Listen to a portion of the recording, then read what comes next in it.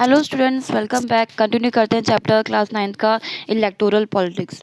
तो आपका सबसे पहले आता है इसमें वोटर्स लिस्ट। क्या होता है voter list? In a democracy the list of persons who can vote is prepared well before elections.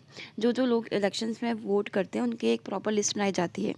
Officially इस लिस्ट को electoral roll and is commonly known as voter list. India में हर adult above the age of 18 years is eligible to vote irrespective of caste, religion and gender. जो voter list है वो हर 5 साल के बाद रिवाइज की जाती है।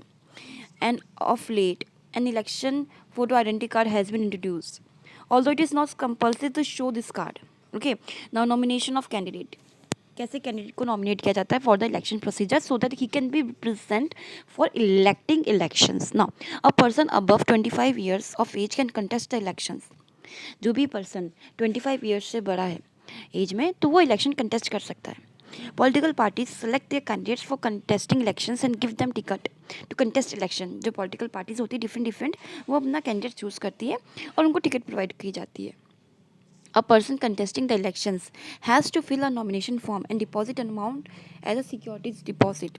और जिस भी पर्सन को इलेक्शंस में कंटेस्ट करना है उसको पहले एक नॉमिनेशन फॉर्म फिल करना होता है एंड उस पर्सन को डिपॉजिट करना होता है एक amount as a security deposit.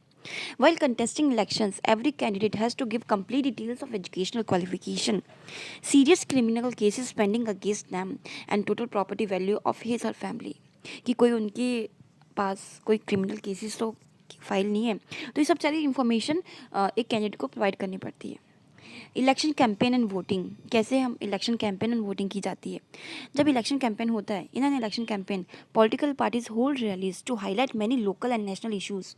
जो ये इलेक्शन कैंपेन में बहुत सारी पॉलिटिकल पार्टीज क्या करती हैं, रैलीज होल्ड करती हैं और हाईलाइट करती है लोग उस पर्टिकुलर एरिया के लोकल या फिर नेशनल इश्यूज़ को, ताकि लोग हम पब्लिक उस पॉलिटिकल पार्टी को वोट करें जिनके एजेंडाज और जिनके हाईलाइटेड इश्यूज़ हमें पसंद आए. They make promise to voters to correct flaws in the working of government in machinery. वो हमें प्रॉमिस करते हैं वोटर्स को कि हम सही से गवर्नमेंट की काम करेंगे. Many slogans are also raised during the election campaign. सबके बहुत सारे स्लोगन्स होते हैं और ये चीज़ आप बहुत बार सुनते भी होंगे.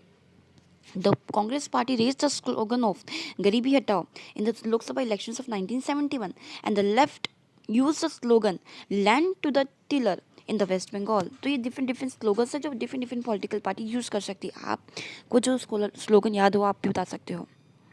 असेंबली इलेक्शंस मैंने आपको बताए थे, वो इलेक्शन जो हर 5 साल की ड्यूरेशन के बाद होते हैं. During the elections no party or candidate can bribe or threaten the voters. कोई भी वोटर या फिर कोई भी कैंडिडेट किसी भी वोटर को थ्रेटन नहीं कर सकता, ब्लैकमेल नहीं कर सकता और use government resources for campaigning and spend more the 25 lakhs individually for the Lok Sabha election. और कोई भी 25 लाख से ज़्यादा पैसे खर्च नहीं कर सकता और गवर्नमेंट रेवेन्यू बिल्कुल भी यूज़ नहीं कर सकता. And ₹10 lakh for the assembly elections. और असेंबली इलेक्शन के लिए 10 lakhs. During election, in most polling booth, electronic voting machines (EVMs) are used. A voter has to press a button against the name out of the symbol of the candidate for whom she want to vote. All EVMs are taken to safe place after the voting is complete. सारे EVM safe place में ले जाए जाते हैं और इन EVM machines के पास government employees की duty लगाई जाती है ताकि, और जब ये वोटिंग प्रोसीजर कंप्लीट हो जाता है उसके बाद ये सारी EVM मशीन एक सेफ प्लेस में रखी जाती हैं. They are open on the day of beginning of the counting. और वो कब ओपन की जाती है? जब काउंटिंग स्टार्ट होती है. Agents of all political parties are present at the time of the counting of the voters to ensure fair counting of votes. और जब ये काउंटिंग की जाती है तो वहाँ पर उनके एजेंट्स प्रेजेंट होते हैं ताकि कोई भी करप्शन या फिर कोई भी अनफेयर मीन्स वहाँ पर होना और सही से काउंटिंग हो सके. The participation of people in elections is usually measured by the figures of voters turnout. Basically जो पार्टिसिपेशन होता है पीपल का वो यूजुअली मेजर किया जाता है कि कितने वोटर्स का फिगर है, कितने वोटर्स ने वोट किया है. In India the turnout has either remain stable or has gone up. In India, poor, illiterate, and underprivileged people vote in large numbers as compared to the rich. और यहाँ बहुत बार ये चीज़ देखते हैं कि जो गरीब लोग होते हैं वो ज़्यादा वोट करते हैं as compare to rich people. I don't know why this thing happen in India. And the privilege sections. Common people in India attach a lot of importance to elections. जो हमारे कॉमन पीपल हैं India के वो बहुत ज़्यादा tension provide करते हैं elections को. Now role of the election commission. Election commission का क्या रोल है to contest election? In India, elections are held by an extremely powerful election commission. Election Commission of India के थ्रू इलेक्शंस कंटेस्ट करवाए जाते हैं हमारी country में। Similar to the judiciary, it is an independent body, और हमारी election commission of India के ऊपर किसी का भी कोई भी प्रेशराइज नहीं कर सकता। Chief collection election commission CEC is appointed by the president of India. CEC के जो चीफ होते हैं हमारी कंट्री के प्रेसिडेंट अपॉइंट करते हैं। CEC is not answerable to the president और the government of India, so we can say that election commission of our country is independent. The powers of the EC are purely independent. It takes decisions on every matter related to the elections. It announces the date of the elections and declaration of result. वो election की date announce करती है और result भी announce करती है। Now, it implements the code of conduct and takes action against the candidate who violets. Basically जो election commission है वो कोड ऑफ कंडक्ट इम्प्लीमेंट करती है, मतलब कि किस तरह से इलेक्शन होने चाहिए।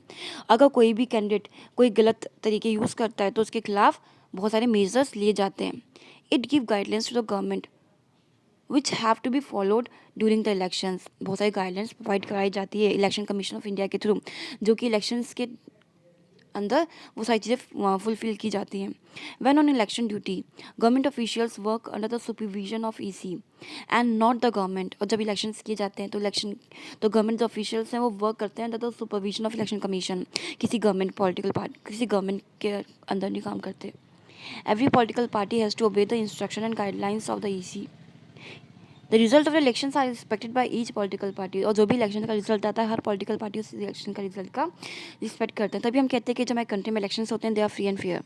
Now challenges to free and fair elections in India. Candidate with criminal records are able to secure a ticket from parties, क्योंकि उनके पास पैसे बहुत सारे होते हैं तो वो पॉलिटिकल पार्टीज का सपोर्ट मिल जाता है, तो ये गलत चीज़ है। Rich candidates and political parties enjoy advantage over poor candidates and small parties. ये बहुत गलत चीज़ है कि जो रिच कैंडिडेट्स होते हैं वो पॉलिटिकल पार्टी इंजॉय करते हैं, एडवांटेज लेते हैं पुअर कैंडिडेट्स के ऊपर। Distribution of party tickets to family members and relatives of political leaders. और बेसिकली हम ये चीज़ देखते हैं कि जो पॉलिटिकल पार्टीज टिकट्स उनको डिस्ट्रीब्यूट करते हैं उनके फैमिली मेम्बर्स को, जो कहीं ना कहीं नेपोटिज्म आ जाती है। इलेक्शंस में not provide large choices to voters as the ideologies of major parties are not favourable. Okay students, तो this is all about this chapter. Thank you.